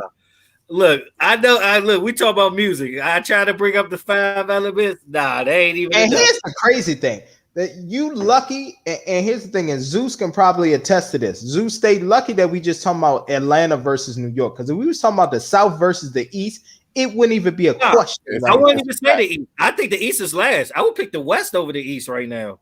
Yeah. Honestly. Yeah, honestly, yeah. Because I'm about to say the West I would is making argue a for lot the more West. music. I would Yep. argue for the West. And even there, like the West culture is kind of expanding now. And a lot of people kind of taking that sound and making it their own too. So it's like, I hear more people listen to Larry June every day. Well, that and me being out here in Philly, I'm gonna be honest with you. You know what's one of the popular things that's going on out here, Mr. Jones? Dickie suits. Everybody doing Dickie suits with the Timbs out here. Yeah. Hey, you know what I'm saying? Like Philly, like they trying to make it their own with throwing Timbs on with it. But yeah, Dickie suits is popular out here. Philly's still everything though. I don't know. Of I course think that should be up for debate, young. You let niggas say it, let them tell it, young. They say they started it first. Yeah, they're like they said they started Nike boots. Yeah, we all know who started fucking Nike boots. We're not even gonna get to that. We're not gonna get into that. Baltimore just trying to claim New Balances, but that's another story. They Like I gotta said, stop. they're gonna be like, man, we been wearing Dickie suits since the '80s, young. We've been out here. No. Okay, all right. Exactly. Like saving you, so they save them. So she's supposed to save me, so I Yeah, ain't gonna. you can't right now. That it's understandable, Daddy. So he can't save you, man. He gonna come up here. He gonna say some old wildcat, young, and we ain't heard shit from this nigga. He gonna be up and coming. It's gonna be just like comparing motherfucking Trey Young to motherfucking Michael Jordan and shit. Like, come on, exactly. He got to stop with the foolishness. Atlanta got some hot fire. He all right, but that nigga ain't no goat. You know what I'm saying? Exactly. Because here's the thing, and like this is what I tell people. Look at this. You know why you wore Dickie suits in middle school? Because you saw West Side Connection do it. Next. Exactly. West Side. You saw Bow Down. You saw Bow Down. That's what you did. Exactly. Don't do that. Don't do that. Don't do that. We all know Dickie's set in the West, brothers. Exactly. It is. I'm not even going to refute it. It is. Oh my God. Now, here's what Philly did. Check yourself before you wreck yourself. Exactly. Here's what Philly did. They said we're going to throw Tim's on there. We're going to get a beanie and roll it up. And boom. And now it belongs to us. They look like they work for Next Day Air. But yeah, man, on some real shit, Atlanta, it is, man. It's the new Atlanta. It's the new Mecca. It just is. You can't. Here's the thing: when you coming through for that sound, when you want that key producing all of that, whether it's Zaytoven, whether it's 808, Mafia and Southside and all of them, whether it's who else? It's another one out there, STG, all of them. Because and that's another one. STG now he's becoming an artist. STG was actually making a lot of beats. He was making future beats at one point. So it's like, bruh, like you can't, like the motherfucker, you can't stop him. Yeah, because I would even give you a debate if you can name some producers that's like everybody craving, but most of them are in Atlanta. So it's like Midwest got an argument.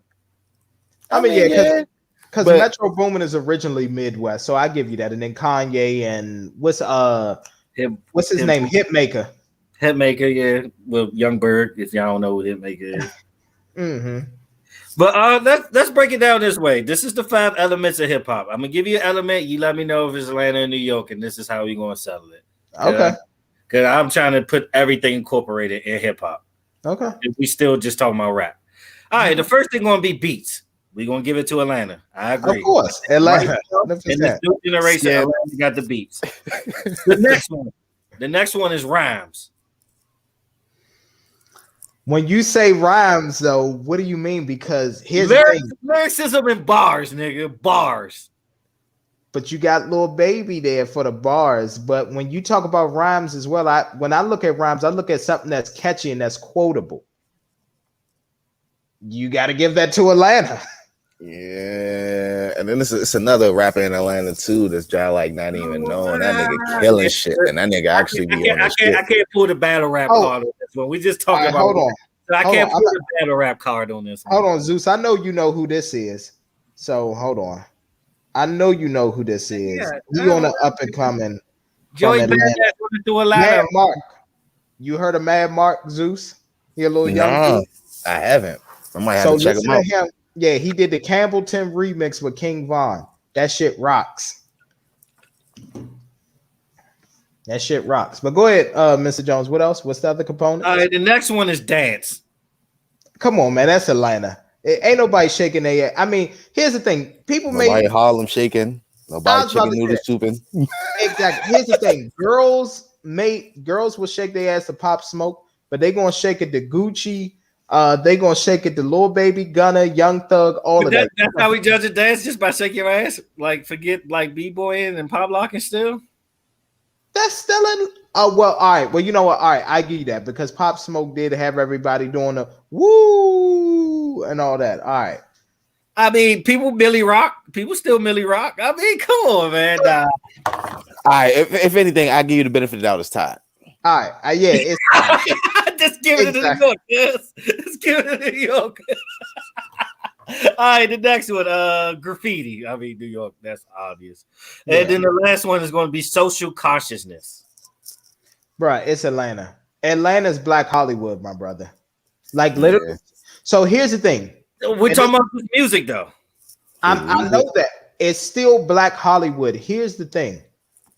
If you're an artist, if you're somebody who's dreaming, if you desire to become an entrepreneur and you don't think that it's possible for Black people to make it, I encourage you, go down to Atlanta. Black people drive Rolls Royces.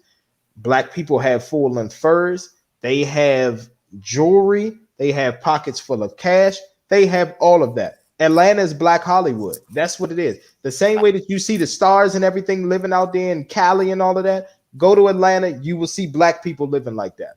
But if you was talking York, social, if you can make it in New York, you can make it anywhere, bro. It's tough to make it in New York, like it's tough to make it in LA.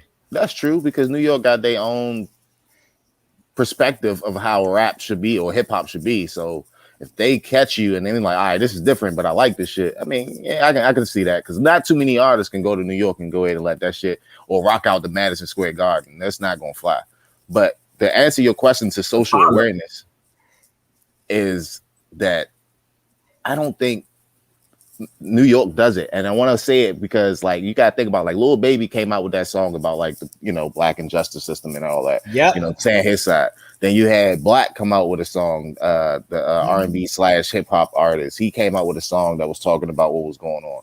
2 Chainz actually came out with a whole album kind of dedicated to like, okay, I didn't succeed in one thing because ball was life, but I also made it rapping. So it's like social awareness. I think Atlanta's kind of picking up on that trend and letting people know, that there's alternatives through rap, and then they can show it through their songs and lyrics. So exactly. I don't know. I think Atlanta might got that.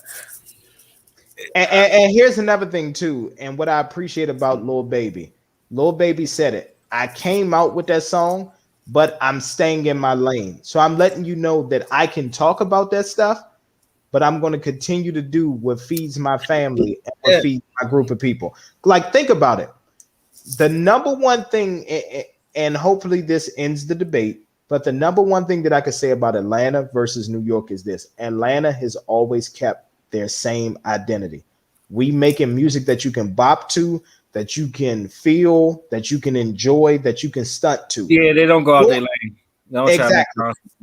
Exactly. New York continues to try to bring on other. They try to catch a new wave because, like, honestly, the identity has been lost with the new generation. Because I mean, before then, you had to have bars to make it in New York, and when it stopped becoming about the bars, and all the people that have bars got older, they didn't pass it down to the next generation. Nope. It was too stubborn.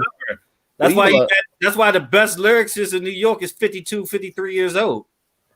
Yeah, I mean, I guess. What I mean, just the thing, because I would have really throw up Cardi if you would have just said like social awareness and not lyrically, because she do her justice on social media. But since we're talking about lyrics, I mean, dang, I just lost my train of thought because I was about to say, going on what y'all was just talking about as far as like getting music and having lyrics to go ahead and come up for like New York. Atlanta was different. Like their music got to pop in the strip club first, and then that's how I get on the radio.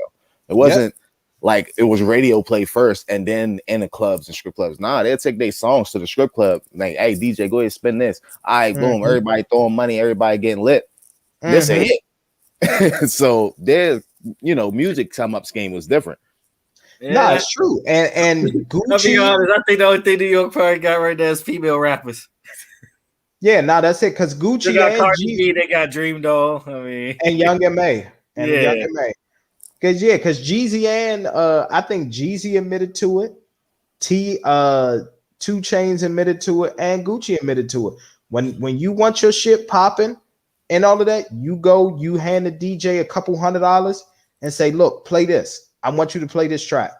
And then if the strippers and all that get to dancing, like Zeus said, it's a fucking hit. And then they just keep playing it. Travis Scott, not Travis Scott. Damn, what was that group name, yeah? Oh, they was like the Migos before they came out. Yeah, what the fuck is their name? It's not Travis Barker. It's Travis. Hold on. It's something Travis the whole time.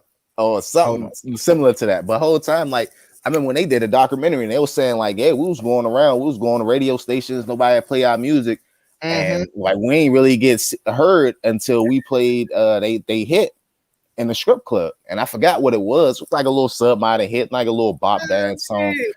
Yeah. And then they turned up. They had a whole career off that shit. I mean, Rich Homie Quan, same difference. Out your trunk. This is just like selling the CDs out your trunk. New York do the same thing. That's different. Selling CDs out your trunk. New York do the same thing, but they just go to Hot 97. Travis Porter. That's their name. That's what it was. So Travis Porter. And here's the thing. And here's the thing. Travis Porter literally turned into the new Luke and the 2 Live Crew. The videos that we seen online, them bitches was. Make It Rain was a jam. I remember that. Make It Rain was a jam. Yeah. It's hard. I'm gonna tell you right now. With that Make It Rain, the devil himself blessed that track. Okay. Hey, but you know what's crazy? Make It Rain came up top first. I remember this shit because I remember listening to it. Yeah. And I remember our mutual friend came back. I went down south with him. Went down South Carolina some shit, and they just hearing the song. And I'm like, nigga, we've been playing this shit. Bro. I might have been with you the first time I heard it too. The first time I heard you, I might have been with you too. Wait a minute. I didn't even realize this. You motherfuckers been holding out. I didn't realize Akon was from Atlanta. Yeah. Oh, yeah. Yeah. You think I was going to mention it? Okay. I already knew about Bankroll Fresh. That ain't nothing. But yeah, I didn't know that Akon was from there. That's crazy. Yeah. But his biggest artist, a Florida dude. But that's another story. Was a Florida dude. Jagged Edge and 112 from Atlanta? Come on now. Here's the thing. We can go back old school at this point. No, you can't. All right. Not even close. Not even close. We got 3 stacks. We have to pull 3 stacks out the cut. To a New York nigga. 112 was signed to a New York nigga. Oh, Kelly Rowland. Okay. Kelly. Carrie Hilson. Carrie Hilson. Ha! Ha! Where's she at today? Where's she at today? Oh, yeah. And that's another thing, too. When we talk about producers, London on the Track, like, come on, man. He's from Newark. He was probably born in Atlanta. No. Who is he talking about from Newark? Akon did rep Jersey, though, when he first came out. Allegedly. He repped Jersey when he first came out. Allegedly. No, he really did, though. Playboy Cardi, even though he want to act like a New York dude now, I don't understand it. Like, just saying it, man. Playboy Cardi ain't a New York dude. No, he's not. He's actually Atlanta. Dog, his first song sounds like such a New York song, though. That New York, he said New York, I Billy Rock had it in my sock. Shout out to Playboy Cardi, though, yeah, because he showed him that he even though he wear fingernail polish, he'll still up that fire on you because he just had a video that came out recently. Dude tried to walk up on him. He was like, yeah, I wish you would go ahead and touch my sister again. Or something. He's like, hey, dude, you better get out of here before I shoot you, cuz like I ain't trying to bust you. Like, just go ahead and go about your business. Put the gun down, fight me. Nah, man. What I'm gonna do that for? Like exactly. Okay. Well, since you want to talk Sosa Usher, okay, I'll take Usher over Akon. ATL. God damn Yeah, it. I was about to say you Are you got do really got about extra. to, are you really about to debate old school New York versus old school Atlanta? Just No, I'm R&B, not. right? I'm not. Just R&B, right? Or music in No, general. I'm not. I'm talking about Oh, R&B. Okay, I'm talking about R&B, if anything. okay. Yeah, I'm about to say, okay. yeah. Sit up there, try to dis. Yeah, But but it honestly, I is. would say the DMV has a better argument than New York would in old school R&B, though. To be honest with you, because of the Tony Braxtons of the world. Genuine and shit like that. And Genuine. what was dude that joined Jagged Edge later? Tank. No, No. not Jagged Edge. I I mean, said Jacket Ass. he was New Edition. He joined New Edition later. Remember, he had the voice. He's from the DMV. I forgot his fucking name. Oh shit, I don't know about that nigga, but I know you talking about that. Kenny Lattimore. I mean, I could go on forever with. I would have a better argument with the DMV and Tank too. That's fine. It is what it is with that. Hershey got his juice from I getting. thought you talking about music in general, New York. I was like, you motherfucking crazy. Nah, of course not. No, I ain't about to go. 90s with anybody. No, I'm not gonna do that. Come I on mean, now. like Giggy. Who else? I don't even gotta say nobody else. To be honest with you, yeah, I know, right? I about to say, I think the top 3 in Atlanta that'll probably hold that, and then the thing about it's not even old school. I'll probably have to be around the Dungeon family, probably niggas in there. Dungeon family. 3 stacks. I give you 2 Data Chainz. Dungeon family. Bone Crusher. I'll call Quest for them. Sir, again, I get that Jay is alive, We but said I new know you generation. don't That's hate- why we said new I thought generation. new generation. And at the end of the day, when Jay wanted to get back popping, he called on Lord Quavo and Future. Okay. He did Future at first with I Got the Keys and called 808 Mafia. Then he called Lord Quavo when he wanted to do Ape Shit with Beyonce. And Quavo wrote Beyonce's verse, just for the record. You can Google that. It's a I'm fact. already shot. That's facts. I can stamp that. Mm-hmm. Okay. Don't sit up there. Don't do that. We're not going to disrespect Atlanta right now. Man, he acting like a New York artist. He just fade to black, yeah. Exactly. the old king of New York. Stop it. Please stop it. Yeah. Okay. When you need to get your stadiums rocking, you call on Atlanta. You don't call on none of these buffoons out here in New York. You don't call on them. Buffoons, you're going too far now. Buffoons, though. Exactly. All right. So if I ask you this though, and Go ahead. I'm sure you follow New York rap, like if anybody could save it, who would it be and how? Besides Bobby Shmurda, because I'm really oversold that he's going to save it. Don't support they fucking own. Joey Badass should be the king right now. We're talking about new generation, but they don't support their own. All right, even without Joey Badass, because like Joey Badass not even in the mix.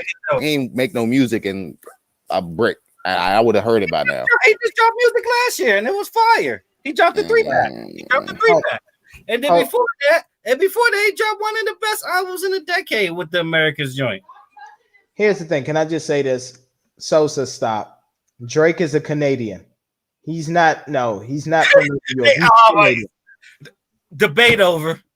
I was about to say that. Come on. I know they say time zone, Canada might be right above New York.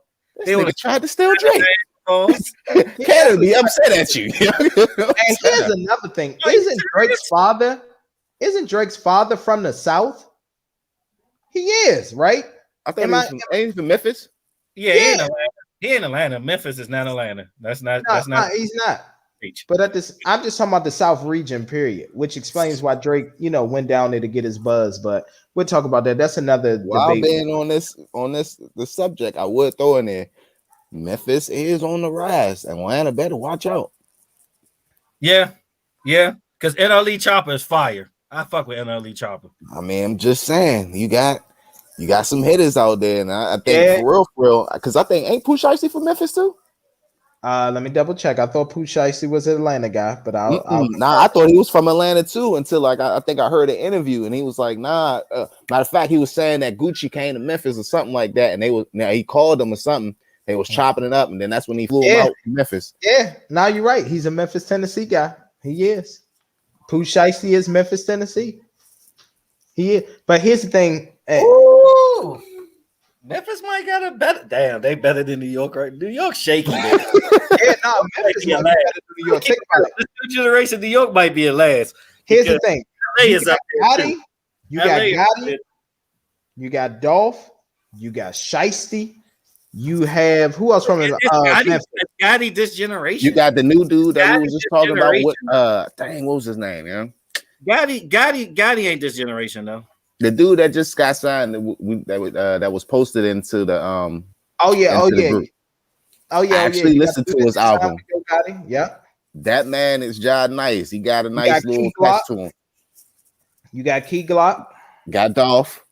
Mm-hmm. Yep, which had Dolph. A hell of an album last year. And that deluxe version is job fire. And he shout out to Texas. And then, you know, my condolences to everybody in Texas too as well.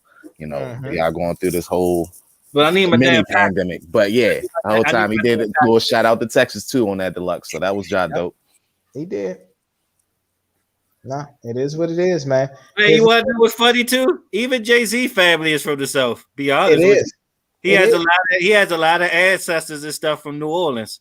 Yeah, you do your research. So yeah, talk about it. But so I mean, the South. Okay, if we talking about this new generation from the time zone, we talking about past 5 to 8 years. New York is last, bro. Because Cali is above New York. Cali is way above New York. So we talking about the past 8 years. That's like Kendrick and everybody there. I'm talking about your Larry Jones of the world. Yeah, Cali might problem. Cali might got them too. So, man. But that's all I got. Yeah, I'm about to say. I tried to save you. I thought you was going to throw something out there to save it, man. But you know, I guess the old school is going to save New York at the end of the day. You know, we're going to. I mean, can they really? Because now they're so big. It's like people don't even consider them just New York artists. They're artists for the world. Like most of the old New York rappers are global. Nas is global. Jay-Z is global. You know the thing that's funny. America. It's like I just shit on some rappers that actually had a good run, like Busta Rhymes, X, and you know what I'm saying, Fat Joe, shit like that. Like Fat Joe ran to Miami. Fat Joe ran to Miami. I'm sorry, he lost his ties. Then he ran to Miami. Terror Squad. I mean, Busta Rhymes is still doing it, but like I said, Busta Rhymes is global. Like these Atlanta dudes, like they still keep their Atlanta image. Like Jeezy will forever be Atlanta. Luda will forever be Atlanta, even though he's a Chicago dude. But he will forever be Atlanta. It's like Jazzy Faye would forever be Atlanta, even though he's from I think North Carolina. Jermaine Dupri forever would be Atlanta. That's one thing. When you're from Atlanta, you will always keep that Atlanta image. And you know what's crazy? The Migos not even from Atlanta for real. They actually from somewhere else down Georgia and shit. They like just skated to Atlanta and just ran with it. They might be from Macon, Georgia or some shit like that. It is some shit like that. It is some shit like that. It is. But and then what happened was in their teenage years is when they moved to the west side of Atlanta because they was telling their story on a Breakfast Club. So I think they was from Macon. Then they moved to the west side of Atlanta and started rocking with like, you know, the Spanish people and all that. And that's how they came up with the name Migos. Like they was running with like Spanish people making money and all of that. And then they came up with their name, the Migos. And then Gucci found them. Gucci was about to go to jail. And it that's the Alabama boy. He from Birmingham. He is King of the Decatur. I thought you was from Birmingham. But that's how much influence Atlanta has on people. It's like once you go there, you from there, which is crazy. Man, look, he East Atlanta Santa, okay? Don't start this shit. Yeah, he could be, you know, East Alabama Santa too. Oh, go ahead. No. Roll Tide. Don't do that. I'm just saying. I love this. All right, man. We about to facts are facts. It's a fact. You're looking real shaky, baby. I got battle rap. I don't know what else y'all got. And that's kind of close to LA on your ass, New York. LA been on your ass. Yeah. They have. Blame it on. You know what? You know why you lost this shit? Blame it on Cameron for fucking that white chick in Black History Month. Okay, you know what I'm saying, nigga. You said it had anybody else, but you posted that shit on social media. I ain't saying interracial, relations is wrong at all. But come on, Cam, you fucking up. Okay. What was this? In the world. What was this? Like the other day. This was like the other day. Yeah, I'm mad. I was going to post it, and I like swear I thought he's MC was going to pick smacking up her in on the back of the head, like donkey smacking her. right. Too, Bro, I but no, never he's saw it. Panamanian. He's Panamanian though. He ain't black for real. You know what I mean? No, seriously, he Panamanian. Like, Dominicans and Puerto Ricans claim him. He kind of is. All right, you know what? We're going to excuse him. You know what I'm saying? Because the video was like, seriously, nobody from Dipset is like truly black though. They all like Dominican and Puerto Rican and shit. They are like, Panamanian.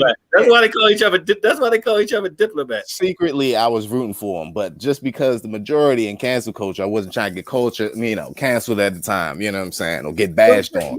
But bro, like on the camera, the joint he had though wasn't even like the toughest, like a regular. Nah, it was a soccer mom jump. Oh yeah. I see it. It wasn't like the Joe Spurler had in the limo yesterday. Oh yeah. Yeah, that's why I said the first thing he did is go to a ski resort. But nah, that's what's up though. I like how Shmurda stayed with his gang too though, because they tried to portray that like he swapped or he came out and he sold out and all that. And then that's another thing too. Stop saying that, especially us brothers are selling out because we chilling with another race, man. Look, sometimes we don't like our dumbasses, okay? And the other races popping. All right, fuck that shit, nigga. Look, it is what it is. People, you know what I'm saying? We can get past that. I think 2021 we need to go ahead and cut that off. Yeah. I've stopped paying attention to that shit about 3 to 4 years ago. Okay, it is. I'm gonna do what I do. Plain and simple. People still doing it today, man. I ain't even gonna lie to you. That irks my. You know what really grinds my gears? Like whole time that shit there. Like before I even made a move out here, I already done expanded my culture, man. Uh-huh. You ruin a lot of opportunities not expanding your culture. Pretty much, man. Shoot, have a lot of doors closed in your face too. Yep. Mm-hmm. All right, man. But I'm your host, MT, and signing off with me is my co-host, Mr. Jones, aka Sam Jones, and Mr. Come First, because you gotta respect me, and down below to the flow. You know what it is? Who's the truth? Make sure y'all go ahead and jump in that group tonight too, because that post will be up for Snowfall. And make sure y'all tune in because our favorite Doughboy is back. Yes, more crutches. More crutches.